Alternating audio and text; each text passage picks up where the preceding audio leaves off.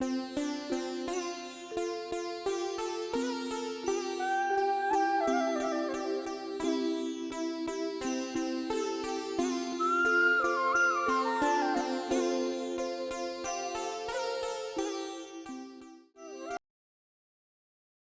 आत्मा अनादिकाल से मिथ्यात्व में रही है। मिथ्या दृष्टि हमारी दृष्टि रही है।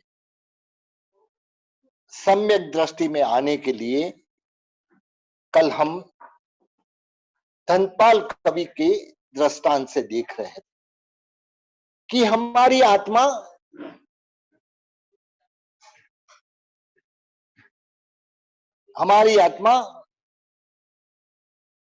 अनादिकाल से संसार में परिभ्रमण कर रही है और यही परिभ्रमण अनादिकाल संसार में रखड़ा रहा है।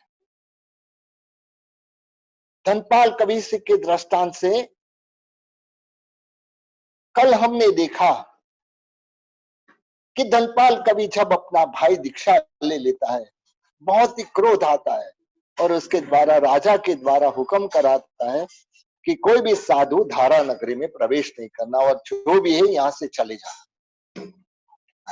जैसे ही होता है 12-12 साल बीत जाते हैं, धारा नगरी में एक भी साधु के दर्शन नहीं होते। सकल संग विचार कर रहा है करे क्या। धारा नगरी में जो साधु के दर्शन नहीं हो रहे, कितना हमारा कम भाग्य है। और यह कम भाग्य को दूर करना है तो जाना पड़ेगा कोई न कोई आचार्य भगवान के पास, जो आज के लिए मतलब बहुत प्रभावक है। और सीधा जाते आचार्य भगवान के पास, जाके उनको सारा वृत्तांत बताते कि साहब जी क्या करे, साधु के दर्शन 12-12 साल से नहीं हो रहे, इतने दुखी है, आप कुछ रास्ता निकालो। और आचार्य भगवान ने कहा कि शोभन मुनि, ये 12 साल में मतलब गीतार्थ हो गए, योग्य हो गए, उनको ये मैं थोड़े परिवार के साथ भेजता हूं और वह आपका रास्ता खुला करेंगे, चिंता मत करो, मतलब जाओ आप। तुरंत शोभन मुनि को भी आज्ञा करते, जाओ आप मतलब विहार करो। शोभन मुनि प्रवेश कर रहे हैं। साधु का तो आवागमन अचानक ही होता है। जैसे ही मतलब शोभन मुनि गांव में प्रवेश कर रहे, सामने से धनपाल आ रहा था। 12 साल के पहले साधु का विहार बंद खुद ने करवाया था, लेकिन अभी 12 साल के पहले की बात उनको कहाँ याद रहे। तुरंत ही मतलब मस्करी करने का दिल हुआ। जैन धर्म का पहले से द्वेषी था, मस्करी करने का दिल हुआ। शोभन मुनि के 2 दांत बाहर थे, वह देख के मतलब उनको बोल रहे, अरे गधे के दांत जैसे मुनि, आपको नमस्कार हो। तो यह भी शोभन मुनि भी कोई कम नहीं थे, मतलब उन्होंने उनको संस्कृत में जवाब दिया कि बंदर जैसे मुख वाले है, तुझे मतलब मेरा आशीर्वाद है। जैसे ये सुना मतलब उनको ऐसा लगा कि मुझे मतलब ईंट का जवाब पत्थर से मिला। जो मैंने उनको मतलब गधे जैसा बोला तो उसने मुझे बंदर बनाया। बोले कि कहाँ जा रहे हो, मतलब कहाँ रुकने वाले हो, तो बोलता कि आप ही के वहां, मतलब अच्छा ठीक है चलो। लेके जाते शोभन मुनि को अपने घर पे, मतलब पहले के जमाने में घर पे भी ऐसा कोई व्यवस्था थी कि जहाँ किसी साधु को रुकना रहे तो रुक सकते थे। यहाँ मतलब रुकने की जगह देते हैं। एक जगह ऐसी थी उसके घर के पास में, मतलब वहां रुकने के लिए बोलते हैं। घर पे कोई परिवार पूरा बाहर गांव गया था, मतलब धनपाल कभी अकेले थे। वहां देखते तो मतलब साधु भगवंत वोहरने के लिए आते, खुद शोभन मुनि वोहरने के लिए आते। जैसे वोहरने के लिए आए, देखा यहाँ वहां क्या है, मतलब अकेला जेंट्स घर में रहे तो कैसी हालत होती है। ऐसी हालत यह कवि धनपाल के वहां थी। देखा कि यहाँ आजू बाजू क्या है, देखते तो एक जगह दही का पात्र मिलता है। दही लेते हैं, मतलब कि साहिब जी दही कितने दिन का है, पूछते हैं साधु भगवान। यह तो 3 दिन के पहले का है, मतलब क्योंकि मेरा परिवार 3 दिन के पहले बाहर गांव गया तब का यह दही है, नहीं हम नहीं वापर सकते। तो बोलते क्या इसमें कीड़े रहते हैं क्या। तब शोभन मुनि कहते हैं कि हाँ, इसमें होने की संभावना है। तो बोलते आप प्रूव कर सकते क्या? मतलब तो बोलते हाँ, मैं प्रूव कर सकता हूँ। थोड़ा मतलब कुमकुम मंगाओ, अलता गुलाल मंगाओ। मतलब तुरंत गुलाल मंगाता है, जैसे ही दही के ऊपर डालता है, जैसे ही वह दही का ऊपर का पोर्शन लाल होने लगता है, अंदर से सफेद कलर के जीव बाहर ऊपर आते हैं। धनपाल कभी आश्चर्य में पड़ जाता है कि मैं अपने आप को ज्ञानी मानता हूं, मैं अपने आप को समझदार मानता हूं, मेरी समझ तो यहाँ कुछ काम नहीं आती है। मतलब मैं तो बोल रहा था इसमें क्या कीड़े होते हैं, उन्होंने तो कीड़े दिखा दिए। मतलब वो भी उन्होंने छुआ भी नहीं, सिर्फ मेरे को ही बोला कि तुम खाली अलता डालो, गुलाल डालो, मतलब मालूम पड़ जाएगा। और ऐसे ही मतलब जीव ऊपर आ गए। हमारे परमात्मा की एक एक आज्ञा, मतलब कहते हैं ना कि 2 दिन के बाद का दही भी हमको नहीं वापरना चाहिए। एक एक आज्ञा परमात्मा ने अपने ज्ञान से जो देखी हुई वस्तु है, हर एक वस्तु का मतलब हमें शास्त्र के द्वारा समझाया गया है। ठीक है, मतलब ये दही तो नहीं वापर सकते हैं, मतलब ये लाड़ू आप लीजिए। मतलब जैसे लाड़ू का पात्र लेता है, मतलब शोभन मुनि बोलते कि इसमें जहर है। मतलब क्या बात करते हो, ये तो मेरे खास मित्र ने भेजा है। मतलब मेरे खास मित्र ने यह भेजा है और आप इसमें जहर है करके बोल रहे हो। मतलब तो बोलता है हाँ, मतलब इसमें जहर है। जैसे ये बात चल रही है, वहां एक बिल्ली थी। मतलब वह बिल्ली ने मतलब झपट मारा और उसमें से एक लाड़ू लेके खुद खा लिया। मतलब बिल्ली ने वह लाड़ू खा लिया और जैसे ही खाया, मतलब वहीं के वही वो मर गई। पात्र धनपाल के हाथ में ही था। ऐसा ही लाड़ू मतलब उसमें से एक बिल्ली ने ले लिया और बिल्ली ने खा के वहीं के वही मर गई। जैसे ही ये होता है,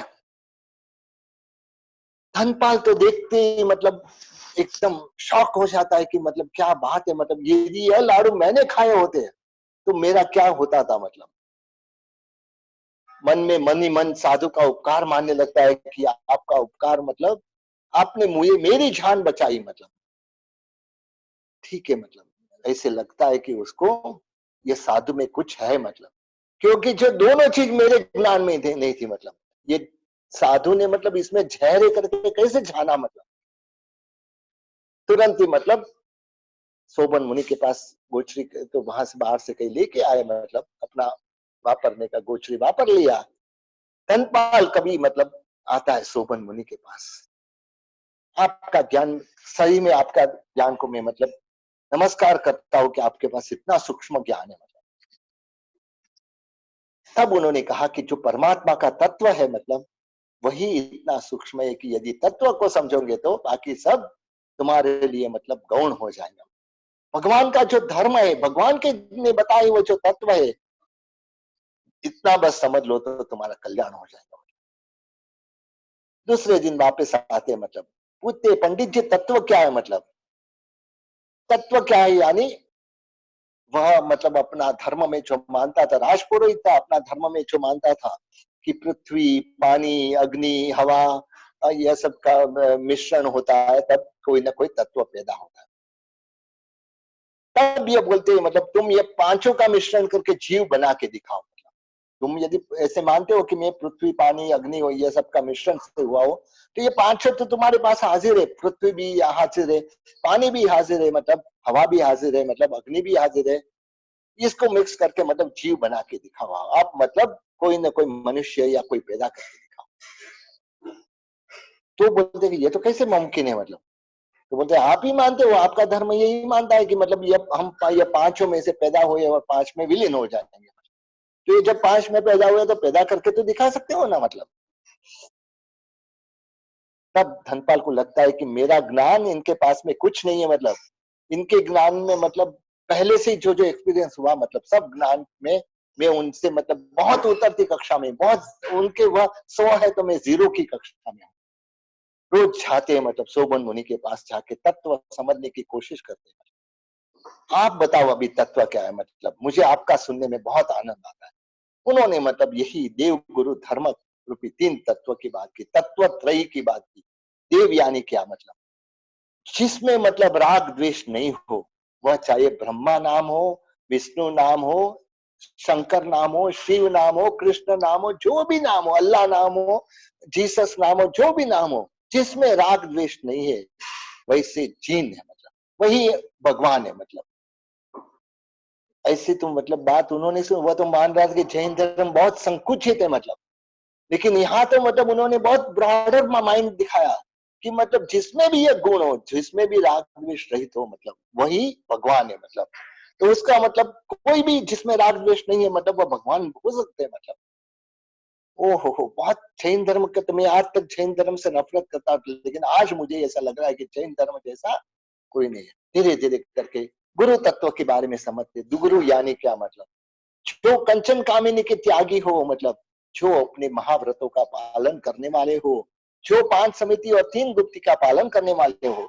जो 18,000 शिलांग रथ के धारक हो, जो मतलब अपने स्वाध्याय में मग्न हो, पंचाचार का पालन कर रहे हो, मतलब यही हमारे गुरु है। मतलब दुनिया में कोई भी गुरु देखो, मतलब संसार में जितने भी गुरु है, मतलब कहीं पे भी यह गुण पाओ तो समझ लेना कि मतलब ये मेरे गुरु है। जिसमें भी जो भी मतलब 5 आचार का पालन करता हूँ, जो भी पंच महाव्रत का पालन करता हूँ, जो भी मतलब ऐसी वस्तु का पालन करता हूँ, जो जो बताई 5 समिति, 3 गुप्ती, 18,000 शिलांग रथ, यह सारा मतलब जो भी पालन करता हूँ वह मेरे गुरु, चाहे वह कोई भी हो। मतलब यहाँ हमारे धर्म में कोई किसी का नाम नहीं है। नमो अरिहंताणम बोलो तो अनंत अरिहंत जो हो चुके, मतलब उसको नमस्कार हुआ, जो आगे हो गए उसको भी नमस्कार हुआ, जो हो रहे उनको भी नमस्कार हुआ। मतलब तो इस तरह से नमो अरिहंताणम में कि न किसी का नाम है, मतलब न किसी का वह कि भाई ये यही मतलब यही भगवान है या यही ऐसा नहीं। जो भी मतलब जिसने भी अपने अंतर शत्रु राग विष को हनन किया, मतलब वही अरिहंत। जिसने सारे कर्म मुक्त किए, मतलब वह सिद्ध है। मतलब जिसमें ये 36 गुण है वह आचार्य है। इसमें कोई किसी का नाम नहीं, मतलब कोई भी अब हो सकता है। जैसे ही मतलब इतना ब्रॉडनेस क्या धर्म में हो सकती है क्या? मतलब तुरंत ही मतलब धनपाल को तो उसमें रोज रुचि लगती है, रोज रुचि लगती है। मतलब इतना मतलब वह धर्म के बारे में समझने आता है, रोज उनके पास जाके मतलब धर्म के बारे में समझता है, वापिस जाता है। धर्म क्या है? मतलब धर्म यानी क्या? जो भी मतलब ऐसे व्यक्ति के द्वारा कथित हो, जिसमें मतलब अनंत ज्ञान और दर्शन हो, और साथ में वीतरागता हो, उनको किसी के प्रति मोह नहीं हो, मेरा मेरा करके किसी के प्रति न हो, ऐसे व्यक्ति का बताया हुआ धर्म ही धर्म है। मतलब चाहे वह कोई भी नाम दो, आप उसको धर्म बताने वाले का कोई भी नाम दो, लेकिन उसमें यह गुण रहे वह धर्म है। जैन धर्म गुण प्रधान है। मतलब जैन धर्म में हमेशा गुण की प्रधानता होती है। तो इस तरह से पूरा धर्म समझता है। धनपाल कभी आश्चर्य में पड़ जाता है, आज तक इतना सुना नहीं, मतलब अभी तक उसको पहचाना नहीं कि यही मेरा छोटा भाई है। मतलब बोलते हैं कि मेरा छोटा भाई ने भी जैन दीक्षा ली थी। मतलब उसका नाम शोभन मुनि था। मतलब न जाने आज कहाँ होगा, मतलब वही मालूम नहीं। मतलब शोभन मुनि कहते कि आपका छोटा भाई मैं ही शोभन हूँ, मतलब आप ही मेरे छोटे भाई हो। अरे वाह, मैं तो धन्य हो गया। मतलब मुझे तो, मैं तो पहचान भी नहीं सका आपको। मतलब 12 साल में कितना फर्क पड़ गया आप में। मतलब अरे मैं 12 साल में जो हिसाब गिनता हूँ, आप तो मेरे से छोटे थे। मतलब और इतना ज्ञान में आगे बढ़ गए हो, धन्य है आपको। मतलब धन्य है, आपने सही मार्ग चुना है। मतलब जैसे ही मतलब शोभन मुनि ने जो काम था, मतलब वह काम हो गया।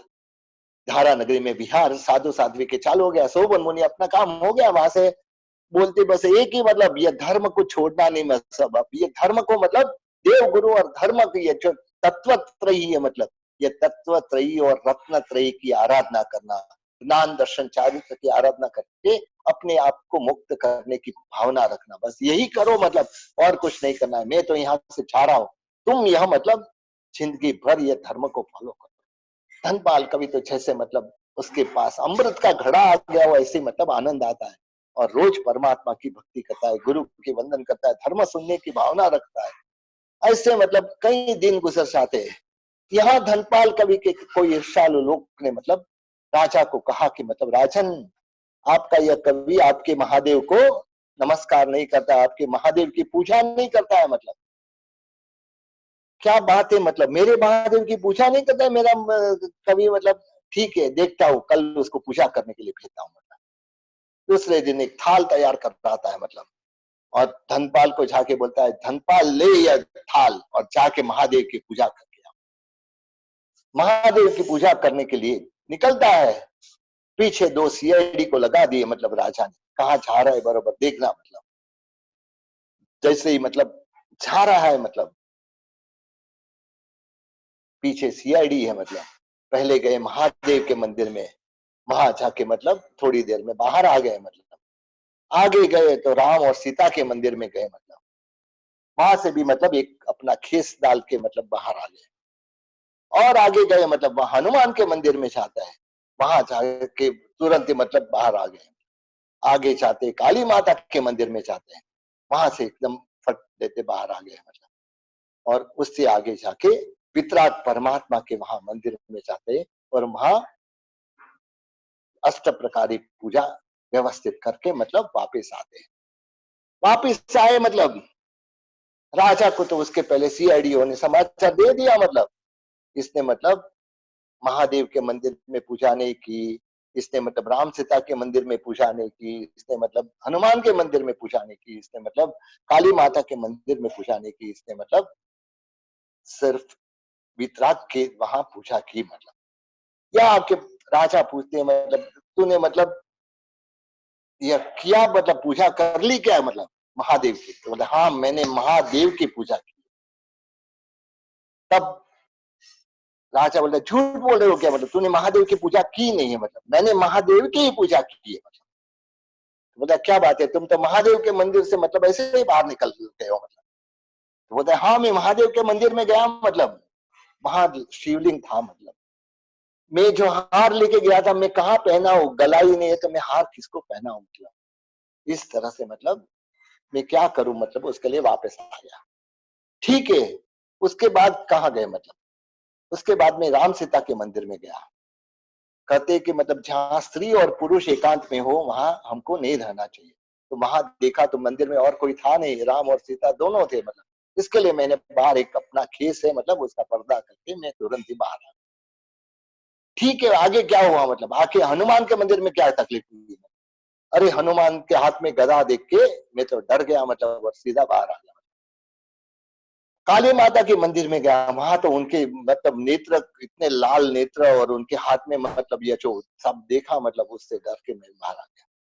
फिर क्या हुआ, मतलब फिर मैं गया मतलब वितराग के मंदिर में, जहां मतलब उसके मुख मुद्रा कैसी है, प्रसमर सन्निमग्नम दृष्टि युग्मम प्रसन्नम वदन कमल मंग कामिनी संग शून्यम कर युग्मप्यत्य शस्त्र संबंधी बंध्य तदसि जगति देवो वीतराग संभव। वीतराग के पास क्या है, मतलब न तो कोई स्त्री का संग है, मतलब न कोई हाथ में शस्त्र है, मतलब हमेशा प्रसन्न मुद्रा में रहने वाले, दृष्टि युग्मम प्रसन्नम, जिसके दृष्टि में भी मतलब प्रसन्नता है। इस तरह से मैं वीतराग के वहां जाके आया। बहुत ही आनंद हुआ मुझे महादेव की पूजा करके।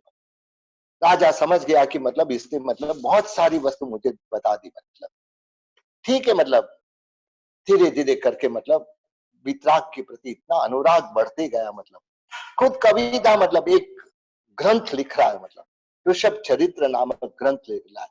रोज मतलब थोड़ा थोड़ा मतलब काव्य बनाता है। मतलब बहुत ही श्रृंगार रस इतना, मतलब उसके पास सब रस था, मतलब वैराग्य रस, श्रृंगार रस, सब रस से भरा हुआ कवि था। मतलब तो रोज ऋषभ देव भगवान के चरित्र की मतलब पंक्तियां बनाता था, मतलब और लिख के रखता था। एक दिन वह ग्रंथ पूरा हुआ, मतलब पूरा हुआ, इतनी प्रसन्नता हुई, बहुत खुश हो गया। मतलब आज ये बहुत मतलब जो इतना बड़ा जिंदगी में पहली बार ऐसा ग्रंथ मैंने बनाया। मतलब तो एकदम प्रसन्न था, रात दरबार में गया। राजा बोला क्या बात है, मतलब कवि जी आज क्यों बहुत प्रसन्न हो? मतलब अरे राजन, आज तो एक बहुत बड़ा अचीवमेंट हुआ है। मतलब मैंने एक मेरे ग्रंथ लिख रहा था, मतलब उसका मतलब आज पूर्णाहुति हुई है। बहुत बस जबरदस्त ग्रंथ है।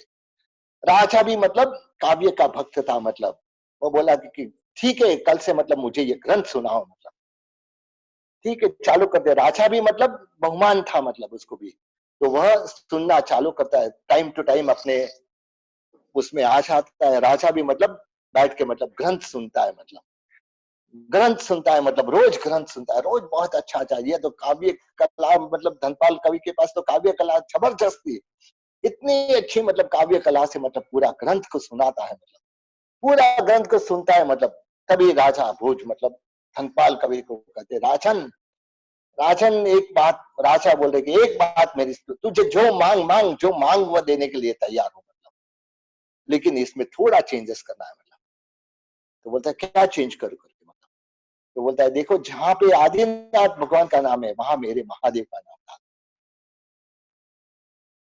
दूसरा, जहां पे भी मतलब अयोध्या नगरी का नाम है वहां धारा नगरी का नाम डाल दो। जहां पे भी भरत चक्रवर्ती का नाम है तब वहां मेरा यानी राजा भोज का नाम डाल दो। इतना तुम चेंजेस कर दो, मतलब तो मतलब मैं, तुम जो मांगो वह देने के लिए तैयार हूं। तब ये कवि धनपाल, जिसके हृदय में मतलब यह संकित बसा था, जिसके हृदय में परमात्मा बसे थे, वह एक बात कर रहे हैं, राजन कहाँ आदिनाथ भगवान और कहाँ आपके महादेव, रागी देव महादेव, कहाँ मतलब यह जो आपकी आपकी धारा नगरी, और वहां उनके सामने देव नगरी जैसी अयोध्या नगरी, आपकी अयोध्या नगरी के सामने आपकी धारा नगरी एक जंगल के बराबर है। मतलब कहा भरत चक्रवर्ती जो वैरागी सिंहासन पर बैठते थे, मतलब और वैराग्य उसमें छलकता था, और कहा आप रागी, मतलब भरत चक्रवर्ती के मतलब जूते के बराबर भी नहीं है। इतना बोलने की हिम्मत कब होती है, जब आत्मा में सच्ची समझ होती है। तुरंत ही मतलब गुस्सा में आ जाता है, मतलब राजा, और वह जो पुस्तक था, मतलब जो ग्रंथ बनाया था, मतलब वह लेके वहां दीपक जल रहा था उसमें मतलब जला देता है। मतलब गुस्से में आ गया, मतलब धनपाल कभी तो वहां से उठ के चला जाता है। मतलब कितने महीनों की, कितने बरसों की मतलब जो मेहनत थी वह मतलब पूरी जल के खाक हो गई। मतलब घर आता है, घर आता है, चैन नहीं है। मतलब इतना बड़ा ग्रंथ बनाया, इतना श्रेष्ठ ग्रंथ बनाया, वे तो कितना खुशी से गया था। मतलब और राजा ने इसका यश वह दिया। मतलब ठीक है, मतलब क्या करूं, मतलब बेटी, इकलौती बेटी थी, मतलब बेटी आके बुला रही, मतलब पिताजी आइए भोजन करिए, मतलब समय हो रहा है, मुझे भी भूख लगी है, आपके बगैर में भोजन नहीं करती हो। आते हैं, मतलब बेटा मुझे आज भूख नहीं है, मतलब तू खा ले। मतलब नहीं पिताजी, मैं आपके बगैर खाना नहीं खाऊंगी। मतलब अरे पिताजी खाना खा ले, क्या हुआ है, अरे कुछ, आप कुछ क्यों इतने उदास है। मतलब अरे तू क्या करेंगे, तू तो मेरी छोटी बेटी, लाड़की बेटी है, मतलब तू क्या करेंगे। मतलब अरे आप बताओ तो सही, मतलब मैं आपका इसको इसका इलाज ढूंढूंगा। तो बोले कि क्या हुआ, आज मैं इतना बड़ा आदिनाथ चरित्र बनाया था, ऋषभ चरित्र बना के गया था राजा को सुनाने के लिए। राजा ने मेरे पास ये 3 मांगनी रखी, मतलब मैंने मना बोल दिया, मतलब उसने मतलब पूरा ग्रंथ लेके चला दिया। अरे पिताजी उतना ही क्या, मतलब अरे बेटा क्या करे, कितने महीनों से ये मेहनत कर रहा हूँ, मतलब और ये सिला मिला मुझे। पिताजी चिंता मत करो, मतलब मुझे आपका ग्रंथ अक्षरश याद है। मतलब क्या बेटी, मेरे मेरे रचा हुआ ग्रंथ तुझे अक्षरश याद है। मतलब तो बोलते हाँ पिताजी, मतलब पहले भोजन कर लो, बाद में ये सब बात करेंगे। मतलब पिताजी को भोजन के लिए बिठाती है। मतलब जैसे ही भोजन पूरा होता है, भोजन पूरा हो गया, मतलब बेटी बेटी पिताजी आप बैठिए, लिखिए। मतलब एक एक श्लोक लिखाते जाते, एक एक श्लोक मतलब लिखते जाता है कवि धनपाल। पूरा ग्रंथ ये लड़की को याद था। मतलब इतना, मतलब ये लड़की रोज मतलब जैसे ये कवि धनपाल बना के चाहते थे, यह मतलब वह पढ़ती थी, और पढ़ते ही मतलब उसको याद रह जाता। नानावली कर्म का जबरदस्त संरक्षण करके आई थी। मतलब और इसकी वजह से यह उनको मतलब जबरदस्त पूरा ग्रंथ उसने मतलब कवि धनपाल को लिखा दिया। मतलब जैसे ही पूरा ग्रंथ पूरा हुआ, धनपाल कवि की आंख में आंसू निकल रहे। मतलब बेटी धन्य है तुझे, मतलब आज तू नहीं रहती तो ये ग्रंथ नहीं होता। मतलब इसके लिए मैं ग्रंथ का नाम जो ऋषभ चरित्र लिखा था, लेकिन आज ये ग्रंथ जो वापस लाने में निमित्त तू है, इसके लिए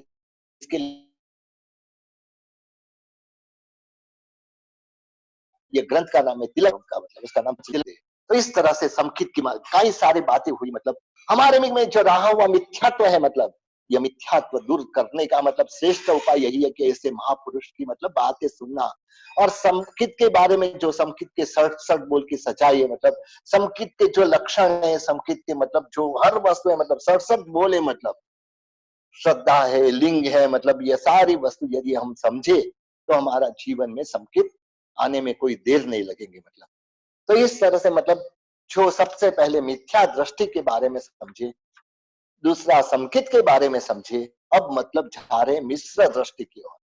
मिश्र दृष्टि यानी क्या? मतलब मिश्र दृष्टि यानी जैसे मतलब हमारे में एक दृष्टांत आता है कि नाली के द्वीपवासियों को अन्न के प्रति न रुचि होती है न अरुचि होती है।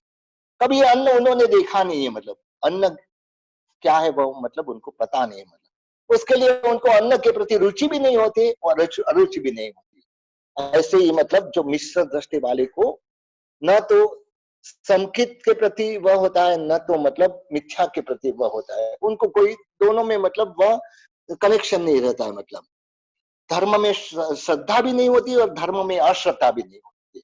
यह है मिश्र दृष्टि। यह मतलब विचार कर मतलब हमको ये समझाते हैं, मतलब मिश्र दृष्टि में समकित दृष्टि और मिश्र दृष्टि दोनों दृष्टियां की उपस्थिति प्रतीत होती है।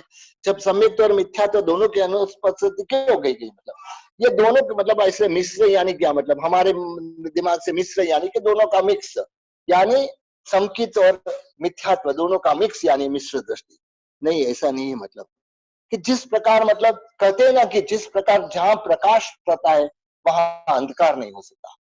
प्रकाश और अंधकार दोनों साथ में नहीं रह सकते। मतलब जहां सत्य है वहां झूठ नहीं रह सकता, मतलब और झूठ है वहां सत्य नहीं रह सकता। मतलब तो यह साथ साथ नहीं रह सकते। वैसे ही सम्यक्त्व और मिथ्यात्व मतलब दोनों साथ साथ नहीं रह सकते। मतलब कि दोनों की एक साथ उपस्थिति असंभव है। सम्यक्त्व जिन गुण स्थानकों में है उनमें मिथ्यात्व का अभाव है, क्योंकि सम्यक्त्व जिस जिस गुण स्थानक में है वहां मिथ्यात्व नहीं रहता है, और मिथ्यात्व जिसमें है मतलब उसमें समकित नहीं रहता है।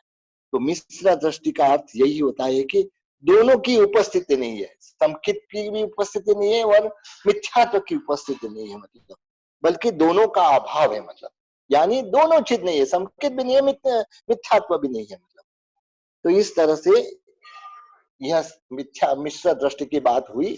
अब मतलब हमारे जो दंडक की बात है, मतलब कौन सी आत्मा को कितने मतलब दृष्टि, कौन सी दृष्टि कितनी आत्मा को होती है, मतलब यहाँ हमको मतलब बहुत ही अच्छी तरह से समझाते हैं कि मतलब कौन सी दृष्टि कौन सी आत्मा को होती है।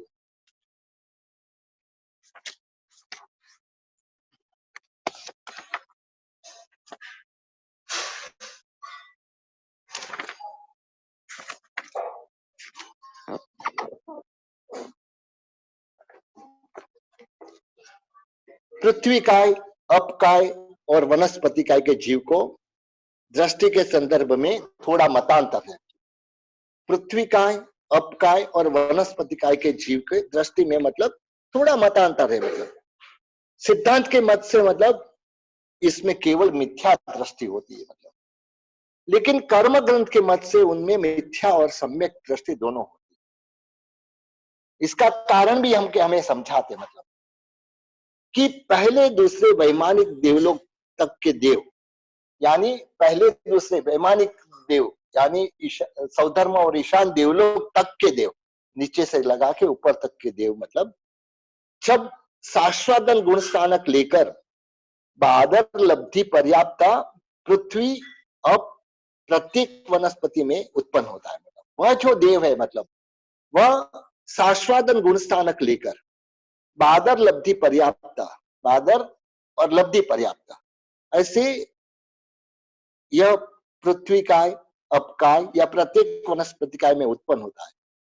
तब अपर्याप्त अवस्था में सम्यक दृष्टि पाई जाती है, यानी जब अपर्याप्त रहता है, क्योंकि देवलोक से चौके आया है। मतलब क्योंकि देवलोक के देव ज्यादातर पृथ्वी में जाते हैं क्योंकि वहां हीरा के प्रति अटैचमेंट रहता है। मतलब वह पानी में जाते क्योंकि वहां मतलब बावड़ियों में अटैचमेंट है, और जो प्रत्येक वनस्पति का यानी मतलब वहां नंदन वन वगैरह में अटैचमेंट, तो प्रत्येक वनस्पति का में जाते हैं। मतलब तो इस तरह से मतलब यह सारे जीव जो वहां से देवलोक से चौके आए या इसमें मतलब उनको यह थोड़े समय के लिए यह समुचित दृष्टि पाई जाती है। तो इस तरह से मतलब जो यह मतलब सिद्धांत का मत और कर्म ग्रंथ का मत में थोड़ा इतना फर्क है, लेकिन कर्म ग्रंथ में ऐसा समझाया गया है कि इसके लिए मतलब यह वहां उनको मतलब मिथ्या दृष्टि के साथ समुचित दृष्टि भी हो सकती है। फिर तेवकाय और वाहुकाय जीवों को मिथ्या दृष्टि पाई जाती है। तेवकाय और वाहुकाय के जीव को मिथ्या दृष्टि पाई जाती है। फिर इसके बाद में विकलेंद्रिय, बेंद्रिय, तेंद्रिय, चौदेंद्रिय, इसमें मतलब दोनों दृष्टियां होती है, मिथ्यात्व दृष्टि और सम्यक दृष्टि, मतलब दोनों दृष्टि होती है। मतलब उनमें जाते हुए मनुष्य और तिर्यंश का शाश्वतन गुण स्थानक होने से उसमें पृथ्वी का आदि की भांति अपर्याप्त अवस्था में ये पाया जाती है, क्योंकि जो मनुष्य विग्रह है मतलब उसमें बेंद्रिय तेंद्रिय में जाते हैं, तब मतलब उनको यह सम्यक दृष्टि भी हो सकते हैं। फिर गर्भज मनुष्य, गर्भज तिर्यंश, देव और नारकी के दंडकों में तीन दृष्टियां पाई जाती है, यानी तीनों दृष्टियां उनमें है। मतलब तो अब मतलब कितने दंडकों में कितनी दृष्टियां यह समझ आते। सिद्धांत के मत से 5 दंडकों में एक दृष्टि पाई जाती है, 3 दंडकों में 2 दृष्टि पाई जाती है मतलब, और 16 दंडकों जो बाकी रहे 16 दंडकों, 5 दंडकों यानी पृथ्वी का, आपका तेवकाय, वाहुकाय, वनस्पति का, इसमें मतलब एक दृष्टि पाई जाती है। 3 दंडकों में मतलब 2 दृष्टि पाई जाती है और बाकी के 16 दंडकों में 3 दृष्टि पाई जाती है।